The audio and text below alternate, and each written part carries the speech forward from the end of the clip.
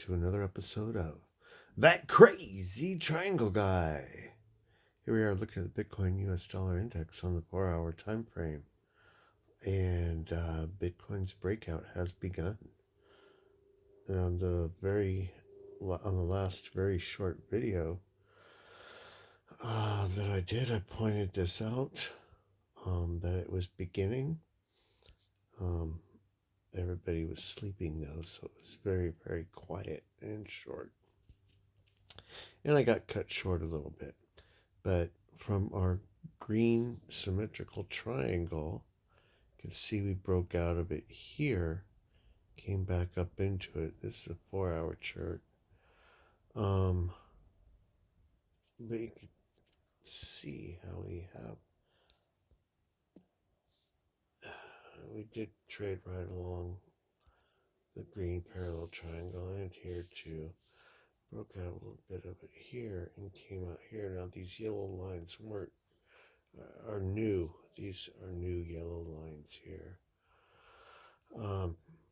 And I've seen this time and time again where we have this fake out to the bottom of a triangle and hook right around the point of it and then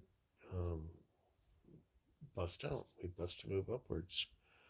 And it appears that's what's happening now.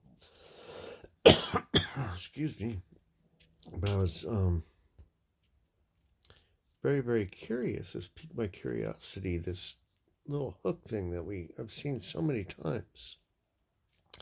I thought, well, maybe I just don't have my triangle big enough, and that's when I made the lines a little bit bigger with these yellow triangles, these yellow lines, to try to encapsulate more of the action, and found that there are actually points here, and here, and actually on the 1-hour chart, this is a point as well. And then I also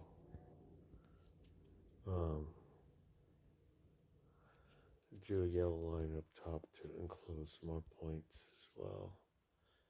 So you can see clearly here that we are busting out of that yellow line, the upper new yellow triangle line as well.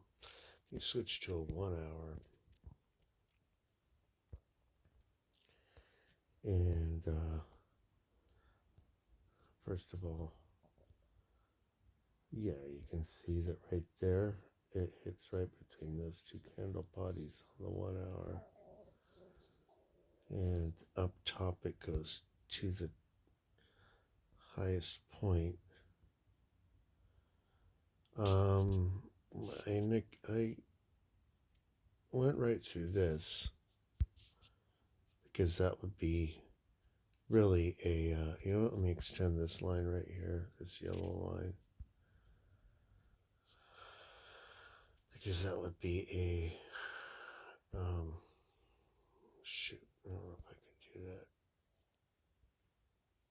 That's, god damn it, I'm not able to do that, shit. There we go. That's something else on my extend right line, there we go. Because if I included that point, that would be a ascending triangle. And now we are doing that, and let's see what happens with that. Let's extend this line too, because we may be just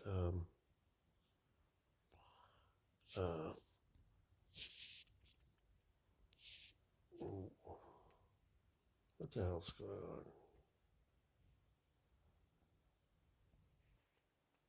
Oh, I'm on the wrong one. There we go.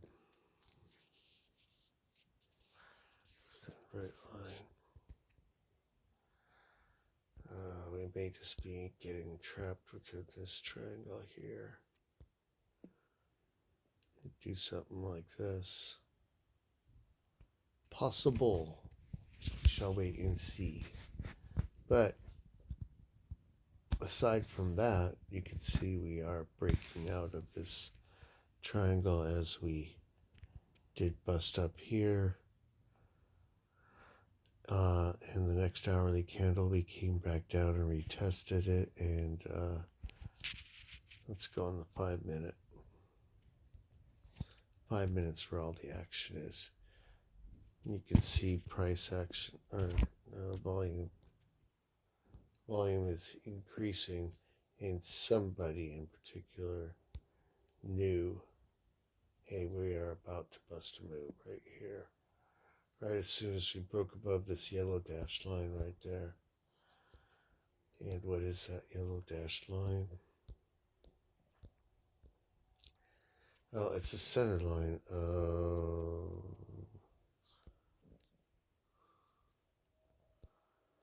I believe, oh, I have to switch to the hourly.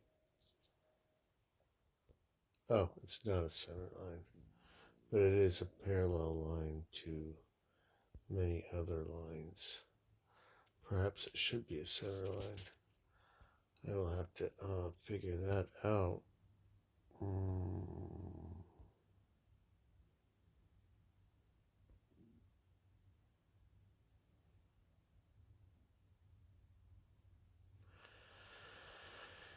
And I will do that later because this blue line that this dash line is completely parallel to is actually the trend line that goes way back in time.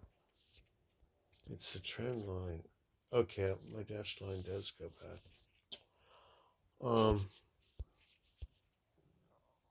So maybe that dash line is a more accurate representation of this blue line. It's really, really hard because these lines are so long and they go back so far that if it's off just a little bit, it depends on where all the candles are. If it's off just a little bit here in such a short time frame, it might be here, it might be here. But we will go back and show you what that is. This blue line is our old trend line. Our old trend line that we fell through right here. Fell through right there. Everybody thought it was the end of the world. It's our old trend line of support on our bull run starting from January. Oops, come on. Yeah, come on, people. Whoa! I don't know what just happened. Probably moved something. Here, this is January right here. That's our old trend line of support back from our start of our bull run in January. And we are back at it. That's where we fell through it. And then here with this move, we came back up into it. And we've been consolidating around it. Consolidating around it right there. And now currently we are breaking above it. We're breaking out of the triangle, breaking above it. It looks like we're, well, the question is whether the blue line is accurate or the dashed line is accurate.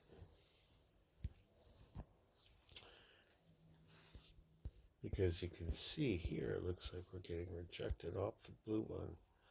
But we got some pretty significant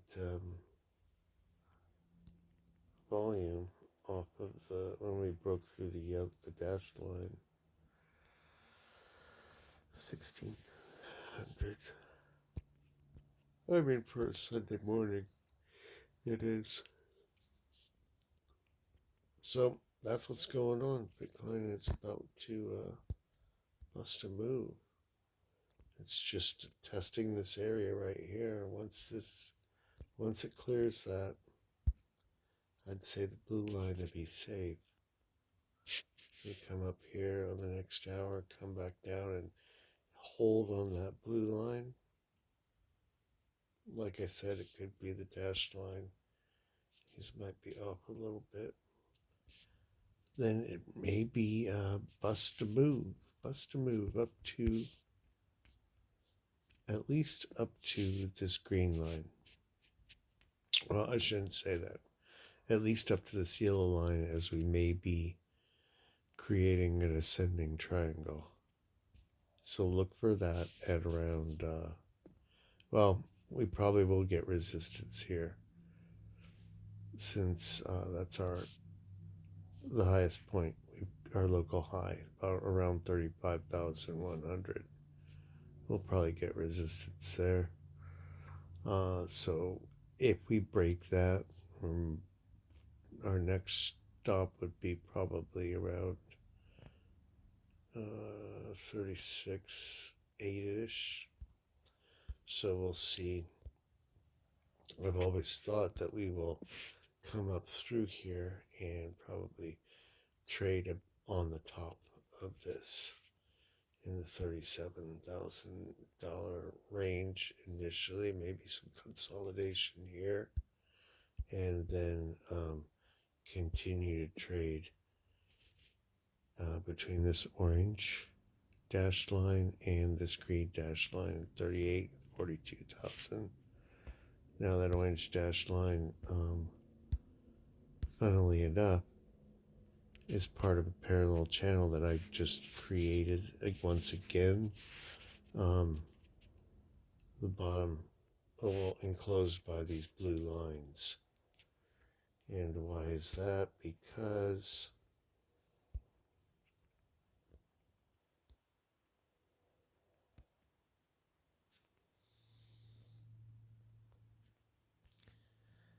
I'm going to make it real thick. Just thick as I can make it. Alright, those blue lines.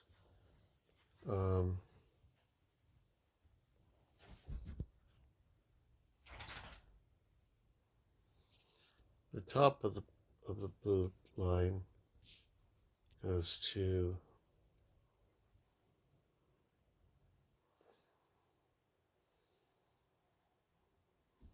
starts right about at the October 13th bottom of the market here. And I really put it right here to enclose these points, these candles right here in the beginning of our bull run in January.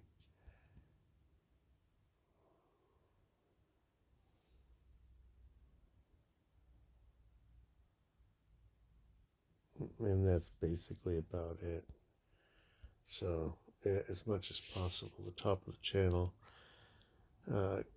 contacts these points here, as well as the bottom of our market on October 13th, and slices right through these here.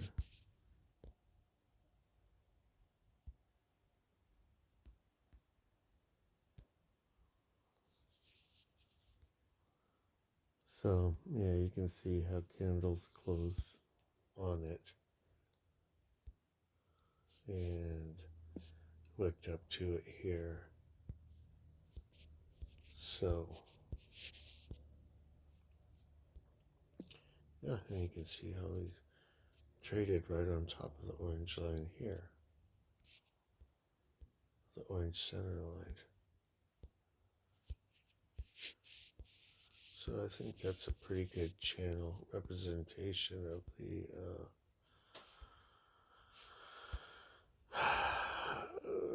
the trend line that we were trading in our initial bull run. Now, the fact that it's skewed to our all-time trend line here that goes back 13 years is perfectly okay, because we will have channels. We will have channels that we trade in that take us away and upwards from our all-time trend line, because that's what price action does. It just doesn't go this way. We go along this way overall, but we need things that carry us upwards off of it for our bull runs, the beginning of our bull runs. Oh, you know what? What's really interesting is that the blue parallel channel here, I guess I got to squish it together. The blue parallel channel from our initial um, trend line right here actually is consistent with the price action that I predicted by this lavender line. So this is all just fitting right in together nicely. I do believe that we will see uh, probably, I'm not sticking solidly to 62,000, but between somewhere between like 56,000 and 62,000 anytime in the beginning of February. And then a pullback down into. Actually, I'm going to move this right now while we're live. I'm going to move this. Can I move this? There we go. Let's move it down there.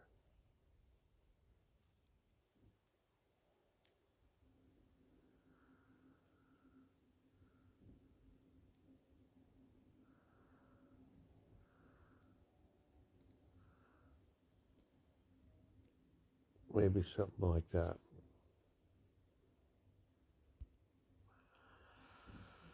Uh, we'll see. Somewhere in that area before pulling back down to 48,000.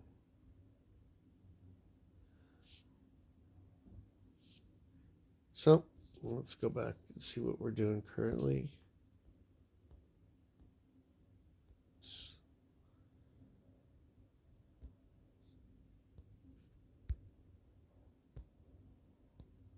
We're at 34,378.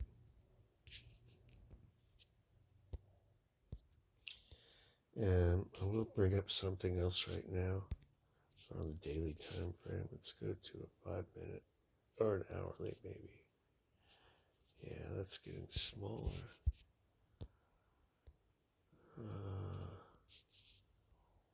Let's go to a 5 minute. All right, good. I'm getting some green candles on the 5 minute. Yeah, see, we're really consolidating here, trying to break out from this range. Which we will do because this is the beginning of our move. You're going to see everything pick up here really big time, I'm pretty sure. Um,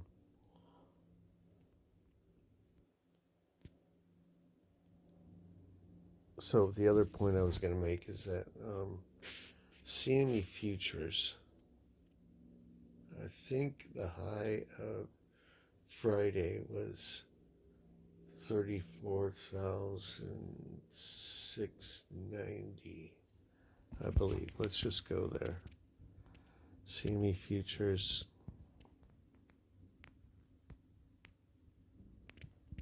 on the daily time frame. I got to make sure I do that because in the past.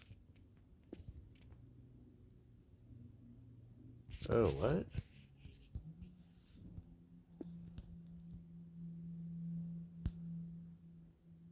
Oh, okay, yeah. 34,006.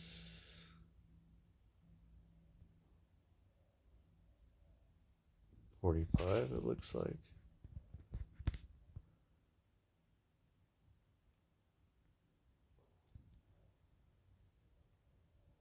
630. 34,630. And futures is trading at a $400 to $500 premium to spot. Now, I believe the old contract ended on Thursday, I think. So a new one started on Friday. I'm not really sure. So, what will the premium be when it opens? I don't know. Probably at least a couple hundred, maybe up to 500. So spot, in order for there to be a gap here, spot would have to be trading above possibly 34,130. Um, but really, you'd want it to be trading 31,000, four or 500, because we want to try to make a gap. That's the deal. Now let me switch to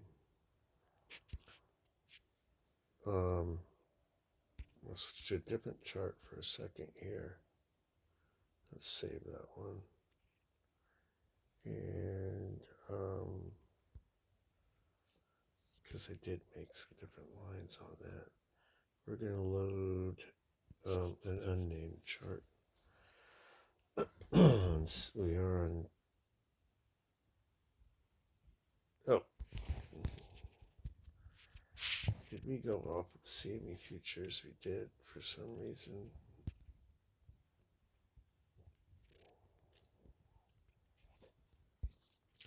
What I did here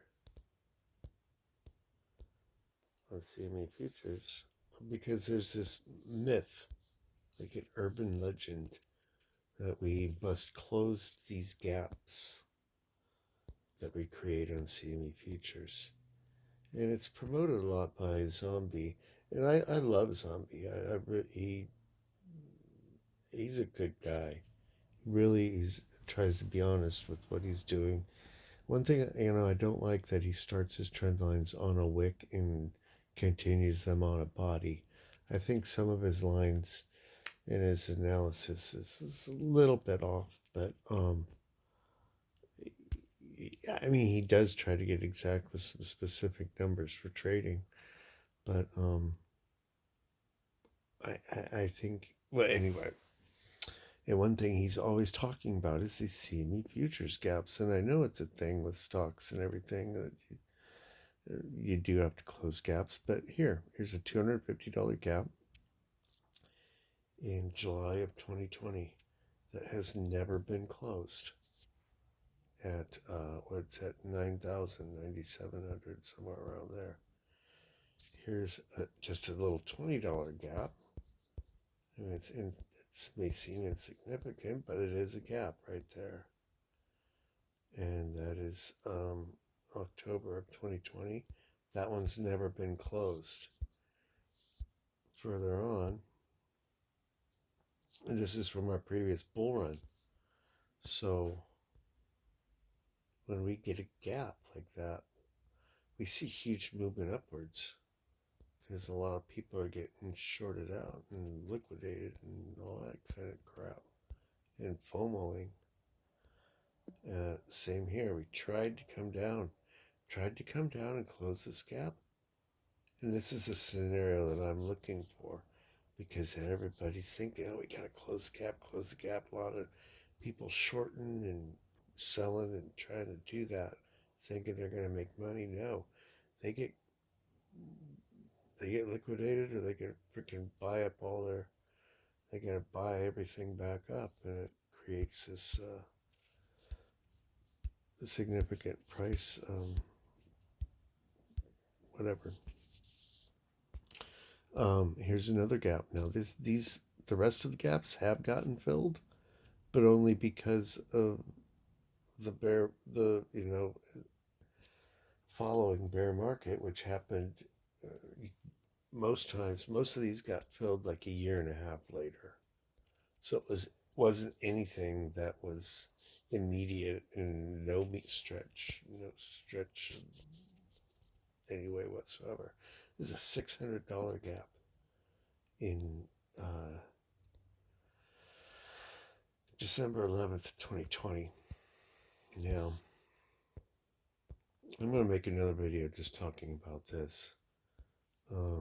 So when did this get filled? Not till around here in June of 2022. So over about a year and a half later, all these gaps, a $1,400 gap. There's a couple more up here, but they kind of got filled pretty immediately. Not because they had to, but simply because it was the top. And then this one here, too. That didn't get filled until... Okay, so that was July 21. It got filled 6 months later on our way back down. And then we've also had many on our way down that are still open. Well, 35,000. You know, and I think we just closed this one. But these still didn't get closed till much later. This last one was in June of 22, and it didn't get closed till March of 23, so almost just about a year later. So if we do form a gap here, you're going to hear talk about having to fill it, and that's not true. Not true whatsoever. What happens when we do form these gaps? You can see what happens. Boom.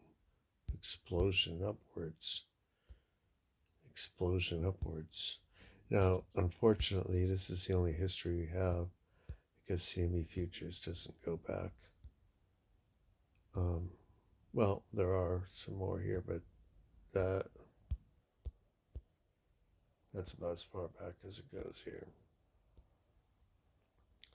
So I didn't really do these ones back here.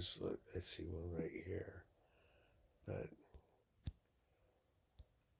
this is wonky price action here. It was just going up and down sideways, so wasn't really much point in doing those. And there weren't as many. So that's that.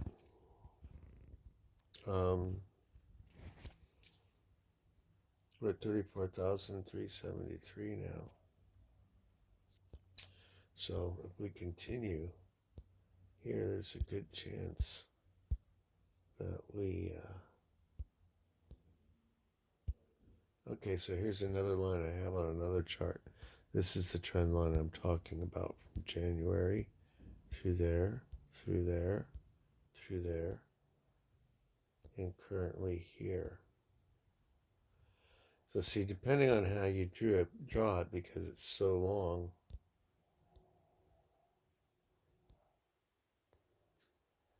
you really have to be exact with it. See, this isn't really exact.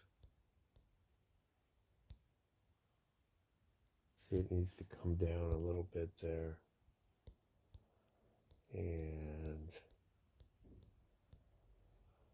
see, it's right on this one. It shouldn't be right on that one. That one we didn't come all the way down to.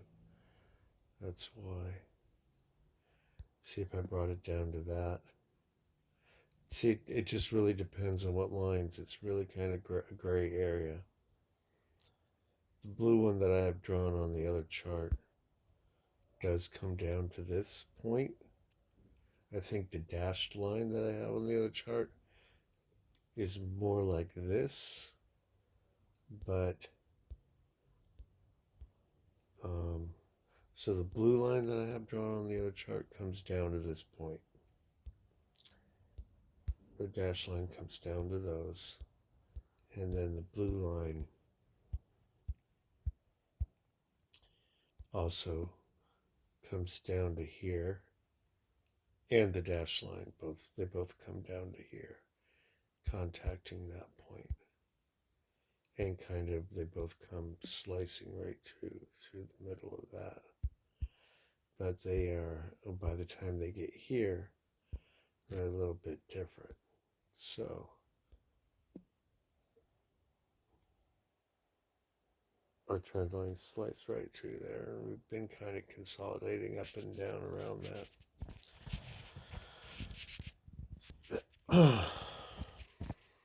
What is this other line I have drawn on this chart? Oh, it's like a big upward pizza thing, kind of.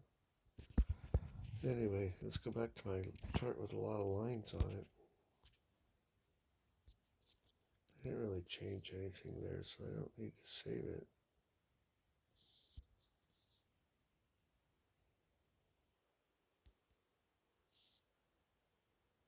I think I went back to the same chart. It goes a little sloppy. Oh, oh, okay. No, we're on futures. That's why. Uh,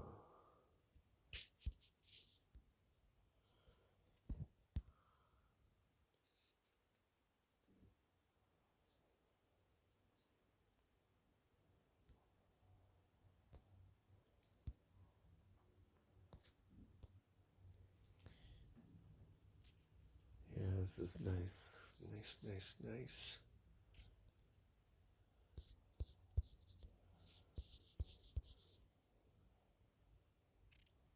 Oh, we just started a new hourly candle. Hmm. Heading down, heading down. Probably gonna bounce off the yellow dashed line here.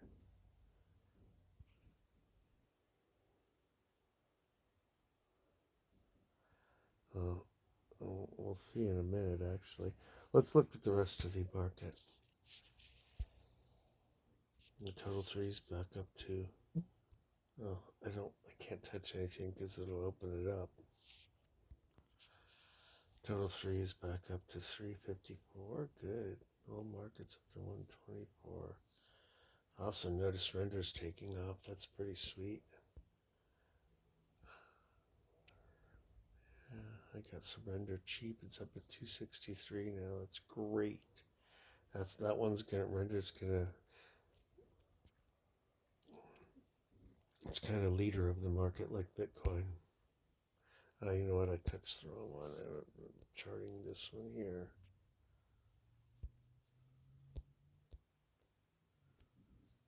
Let's go to a daily for that.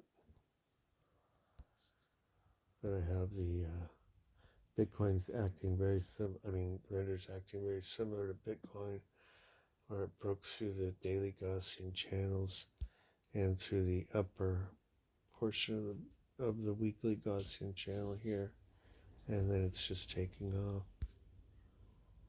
Um, and it's more than likely going to trade in this continued trading in this parallel channel it's been trading in since June of 2022. A lot of these parallel channels that we have, price action has been trading in since June because the market's been turning around from a bear market to a bull market.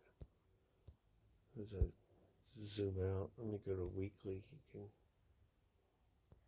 I don't know how far back render goes.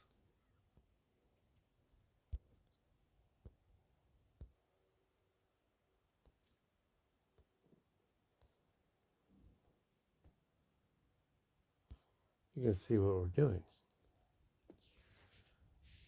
Bear market, bull market. It's very simple. Very, very simple. A lot of people make all this way too complicated.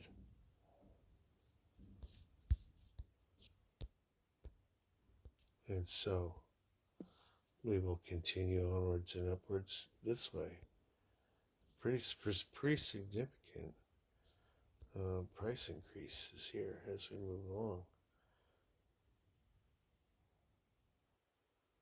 Now, the center line is significant here.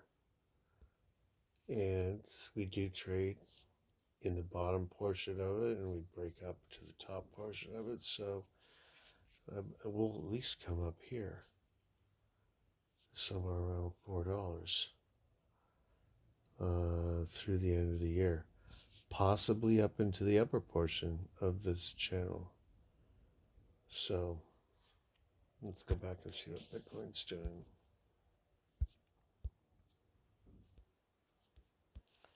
How's Ethereum? Ethereum's having a hard time. 1790 only. Needs to be up more, but Okay, this video is getting really long, so I'm not going to get into all these, but I've done some charting on a lot of them. 34,362. It's good. It's a lot higher than we have been. Let me just turn this guy on for a second. Oh my God, it's way up there.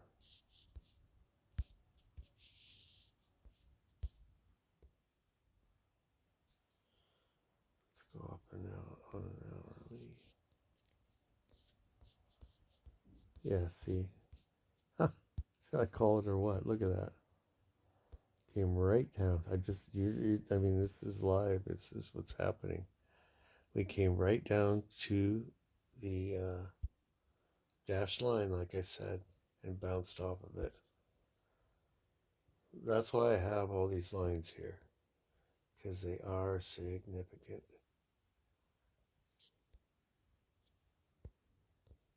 Just now we did it on this 5-minute candle.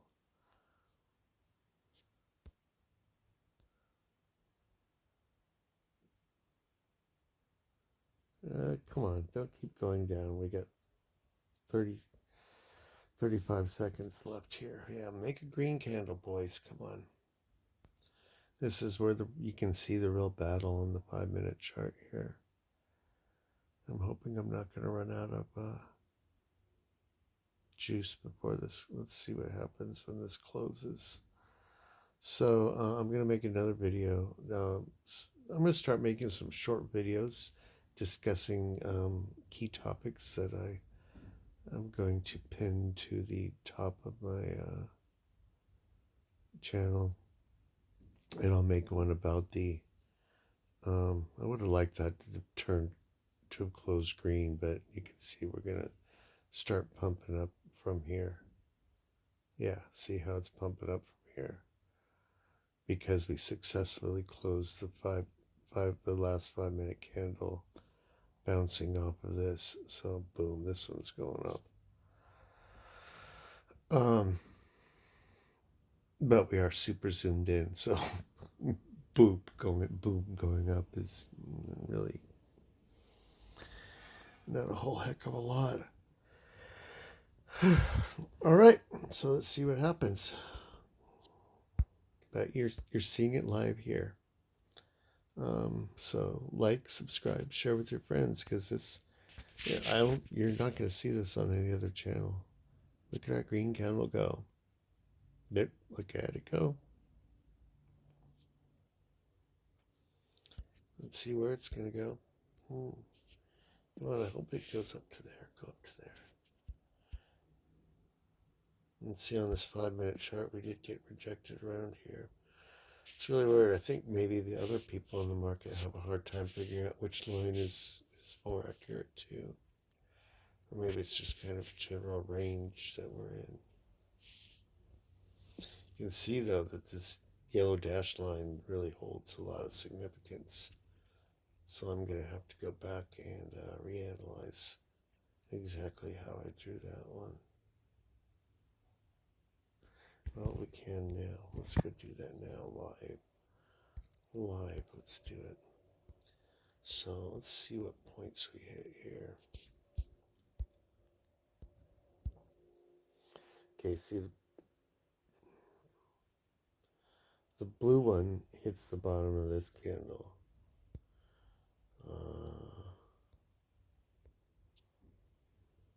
Okay, see the blue one kind of cuts through there. All right, the blue one can't be accurate, but I think it's parallel.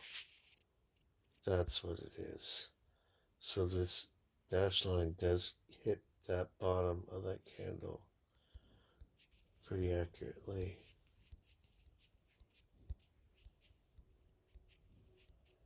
See, it misses this one in March.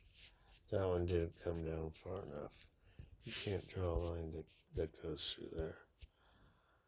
Came close but no cigar.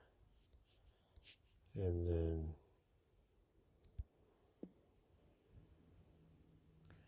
this is January. Okay.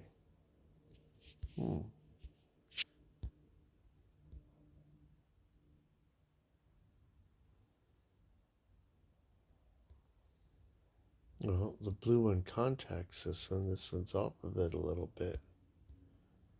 So, what's the deal? Huh.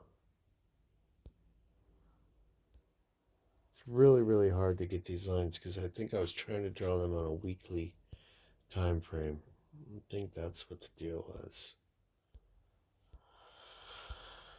Because you want to draw these long ones on the higher time frames as high as possible.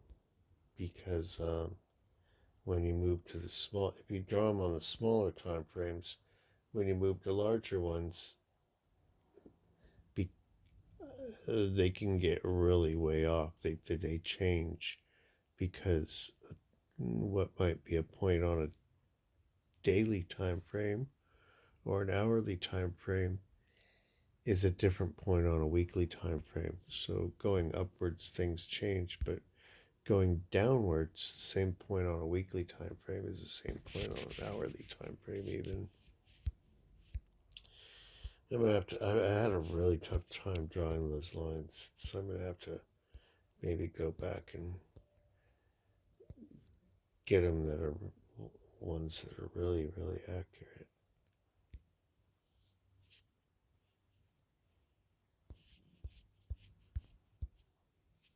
You can see now, yeah, look at that big candle on that 5 minute. Nice. So that's about to close. So I guess I've been rambling on for quite a while. So again, get this content out there. Oh, look at that. It's really trying to go.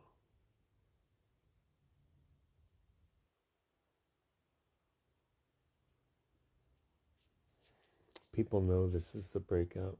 Mm, the smart ones do. Or a fake out. Let's see.